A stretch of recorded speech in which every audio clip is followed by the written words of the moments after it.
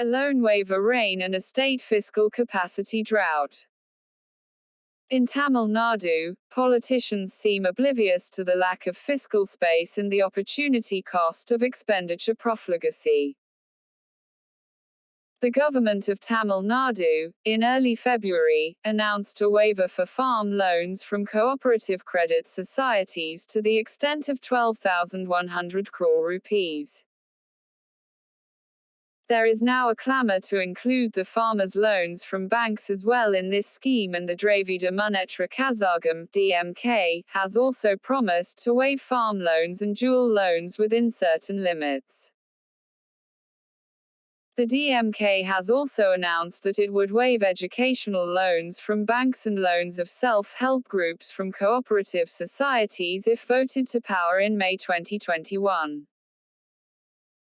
It could likely be followed by a series of loan waivers for weavers and small traders, interest subvention, subsidized electricity, and a host of open-ended subsidies in the election manifestos. A waiver of jewel loans from cooperative societies up to 8 grams was also announced, citing novel coronavirus pandemic distress, but given its scale, it does not come under the purview of this article. What is of interest is the fiscal capacity of the Tamil Nadu government to implement these schemes and the opportunity costs of such schemes. There has been special interest in the media to discuss the implications of the speech of the Tamil Nadu Finance Minister, on February 23, introducing the interim budget 2021-22. The budget speech is only a statement of intent, as the real budget is the passage of finance and appropriation bills in the Assembly followed by the assent of the governor. It is obvious that the vote on account, probably for the first 2 months of the fiscal 2021-22, passed after the presentation of the interim budget 2021-22 alone needs to be considered for any practical purpose. That vote on account is not in the public domain, however, it is only a simple 2-month projection of revenue and expenditure based on the budget 2020-21 passed in the Assembly last year. Therefore, any discussion on the Finance Minister's speech introducing the interim budget 2021-22 shall remain an academic exercise and a political discourse to affect the full budget for 2021-22 that will be presented by the new government after the 16th Legislative Assembly election is held. No support to PSUs. In this context, delving into the fiscal indicators and finding out the fiscal capacity of the government of Tamil Nadu to finance subsidies in the ensuing years are apparent. The opportunity cost of squeezing the budget to finance subsidy is the lack of direct budgetary support to public sector undertakings (PSUs) that provide public utilities. Subsidies increase revenue expenditure, and without corresponding increase in tax and non-tax revenue for the government, the revenue deficit should naturally increase. Though every year the government claims that the revenue deficit ratio and fiscal deficit ratio are within statutory limits, the desirability and sustainability of debt have yet to be examined. Revenue deficit ratio. The farm loan waiver announced in 2016 has been provided the funds in the subsequent 5 budgets.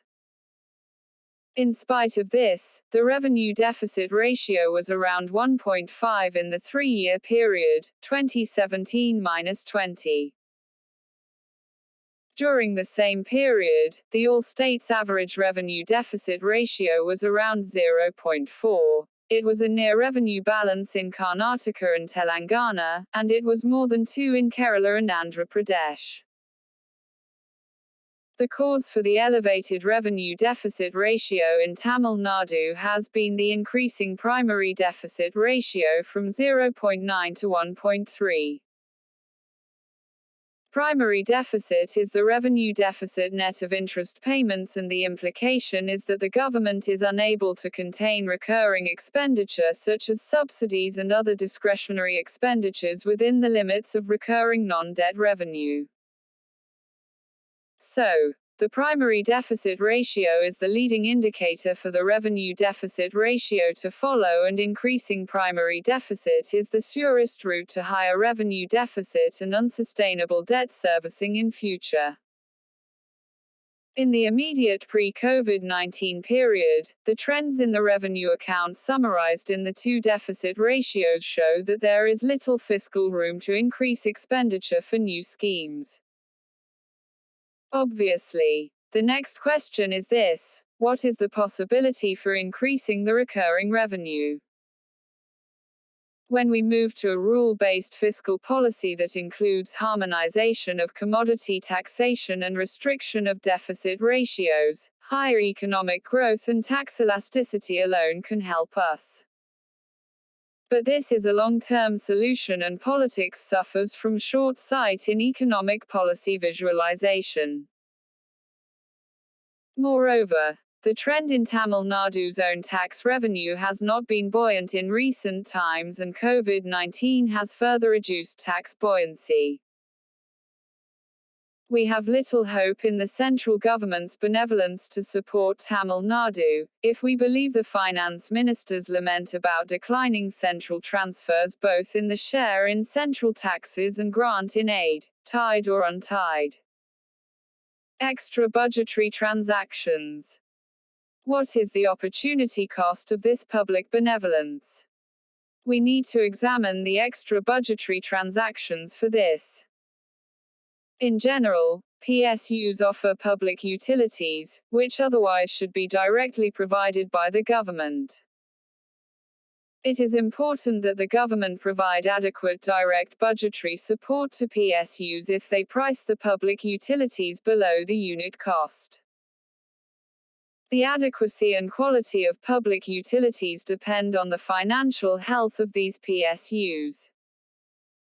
But in the absence of direct budgetary support, we can fix the financial sickness of PSUs to be a symptom of a fiscal tumor.